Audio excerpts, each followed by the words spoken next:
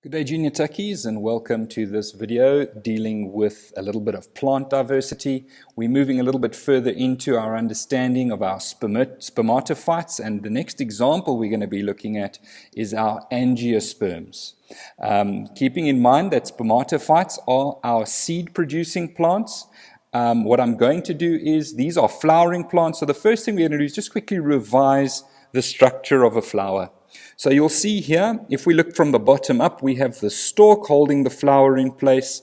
We've got the receptacle with the nectary, the sepal, which holds the petals in place, and then we've got the male and the female structures. Now that's important for us for today because we're going to be looking at reproduction in angiosperms in this video specifically. So if we look at the stamen, which is the male part of the plant reproductive structure, we have the anther at the end held in place by the filament.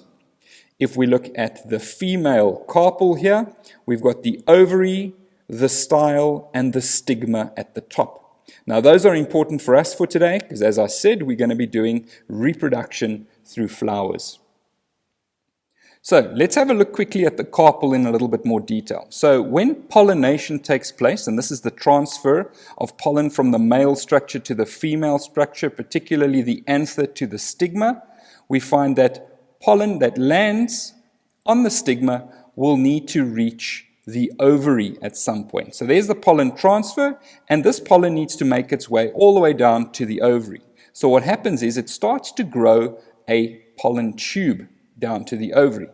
The whole time this is taking place, the ovary, the megaspore, is going to undergo meiosis. So this is the female part of the flower. We're going to have the megaspore undergoing meiosis. So we're going to have our diploid cell become 4 haploid cells. So in other words, these are going to be the cells that have half the genetic material of a mature diploid cell. If we have a look now, one of these is important for us because if we look at the ovary per se, we need only one of these cells that is eventually going to be fertilized. But we're going to be looking at a very, very unique process here. We're going to be looking at double fertilization when it comes to flowers. So keep that in mind, that this is not just the straightforward fertilization as we've learnt in reproduction. What we're going to be doing is we're going to be looking at this unique process called double fertilization. So once my haploid cell is in the ovary, it undergoes mitosis 3 times. Now let's have a look at the ovary in a little bit more detail. So if my one haploid cell undergoes mitosis 3 times, it means that one haploid cell has now formed 8 haploid or 8 haploid cells inside of the ovary. Now that's not something that takes place in all organisms, but this is double fertilization. So let's see, one of these is important for us because this becomes the ovum. 2 of the other haploid cells become the endosperm, but please note here that these 2 haploid nuclei do not fuse with each other, so that it does not become a 2N nucleus, but it does become one cell with 2 nuclei with N number of chromosomes. If we have a look at the fertilization that is going to take place, so in other words, we're going to have a look again at the pollen that is now growing this pollen tube all the way down to the ovary, and we're going to see what happens. Now, the male gamete travels down the pollen tube and will eventually reach these cells.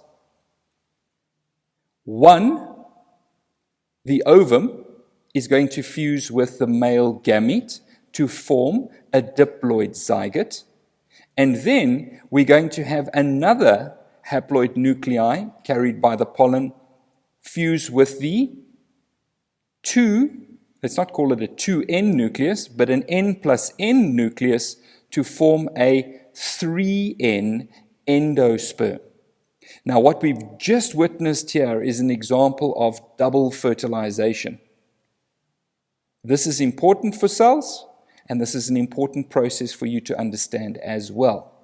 So I hope that this video has made sense and that it has bettered your understanding of double fertilization, particularly when it comes to angiosperms, flowering and seeding plants. Tune in to our other videos on plant diversity to get a better understanding of the further sections. Get a hold of the worksheet and the theory booklet as well as the worksheet memorandum just to practice some of those questions that you may expect in your formal assessments. Right, thanks again, Junior Tickies. Hope to see you again soon.